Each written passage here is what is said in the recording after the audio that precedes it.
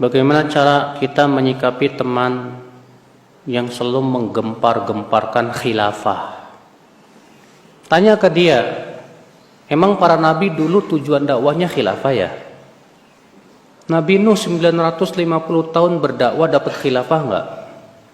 Apakah Nabi ada enggak dalam Al-Quran dan hadis? Allah menyebutkan bahwa para rasul ketika dakwah tegakkan khilafah. Enggak ada. Yang ada dalam Al-Quran sudah saya sebutkan kemarin dalam surat An-Nur ayat 55. Wa khilafah itu janji Allah bagi suatu negeri yang mentauhidkan Allah dan menjauhi apa? Kesyirikan. Jadi itu hadiah dari Allah, janji yang siapapun yang melakukan syaratnya akan terpenuhi. Ya. Maka khilafah bukan tujuan dakwah kita. Rasulullah SAW ketika berdakwah di kota Makkah, apa pernah kita dapat riwayat Rasulullah SAW yang selalu digembar-gemborkan tegakkan khilafah, tegakkan khilafah? Tidak ada. Bahkan ketika Rasulullah hijrah kota Madinah, apakah yang pertama kali menegakkan khilafah atau bangun masjid? Bangun masjid dulu. Ya akhi, ya. Banyak orang gulu berlebihan dalam masalah khilafah itu. Ya. Jangan khilafah jadikan tujuan dalam dakwah. Tujuan dalam dakwah itu mengikuti dakwah para nabi dan rasul. Apa itu? Tauhid. Supaya mereka manusia mentauhidkan Allah, menjauhkan apa? Kesyirikan. Dan ini memang jalannya terjal sekali, Pak. Berdakwah kepada tauhid itu berat sekali. Kenapa? Karena kita harus menghadapi orang-orang yang doyan kesyirikan.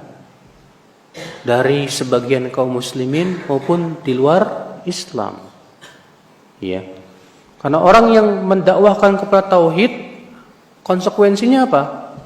Berlepas diri dari semua yang disembah selain Allah. Berlepas diri dari setiap yang menyembah selain Allah. Tentu banyak orang akan marah dengan ini, Pak. Iblis pun akan marah, bala tentara iblis pun akan marah. Tapi kita harus lakukan karena ini yang dijalani oleh Allah dan oleh Rasulullah SAW dan para rasul sebelumnya. Sampai di antara rasul ada yang dibunuh dan yang lainnya demi untuk berdakwah kepada apa? Tauhidullah Jalla wa Ala. Tapi enggak masalah. Ya, karena inilah jalan yang diridhoi oleh Allah Subhanahu wa taala. Maka dari itulah ya akhi, sebagaimana sudah saya jelaskan kemarin, bahwa dakwah para nabi dan rasul memfokuskan kepada tauhidullah Jalla wa Ala. Enggak ada nabi dan seorang nabi pun yang fokus dakwahnya kepada politik, enggak ada. Enggak ada nabi yang fokus dakwahnya kepada perbaikan ekonomi, enggak ada. Ya. Rasulullah SAW ketika pertama kali berdakwah di kota Mekah, perzinahan ada tidak? Banyak. Minum arak, Masya Allah, perjudian, demikian pula berbagai macam maksiat. Tapi apakah yang Rasulullah serukan? Tinggalkan judi? Tinggalkan zina? Tidak. Kata Aisyah, adalah ayat-ayat yang pertama kali turun tentang surga dan neraka. Kalaulah yang pertama kali turun, jangan berzina, barangkali kami tidak akan meninggalkan perzinahan. Na'am ya akhal Islam, azani Allah wa iyyakum.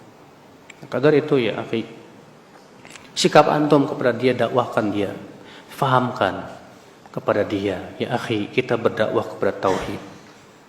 Khilafah itu janji Allah bagi mereka yang merealisasikan apa? Tauhid. Kalau ternyata Allah berikan kekhilafan, alhamdulillah. Kalau enggak juga enggak masalah. Yang penting kita wafat di atas apa? Tauhid. Memang ya, menegakkan kepemimpinan seorang muslim wajib.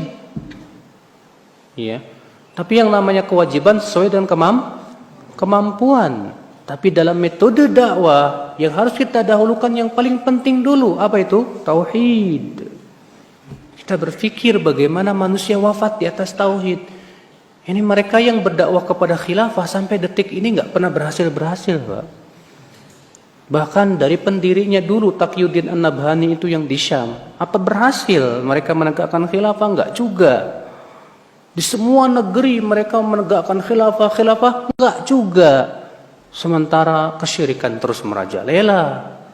kebid'ahan terus, yang menggeliat, kemaksiatan luar biasa. Tidak mungkin ya akhi. Kita harus dakwahkan manusia kepada tauhidullah jalla wa ala. Allah tidak akan merubah suatu kaum sampai mereka merubah dirinya sendiri. Berarti perubahan itu harus dari dirinya sendiri dulu.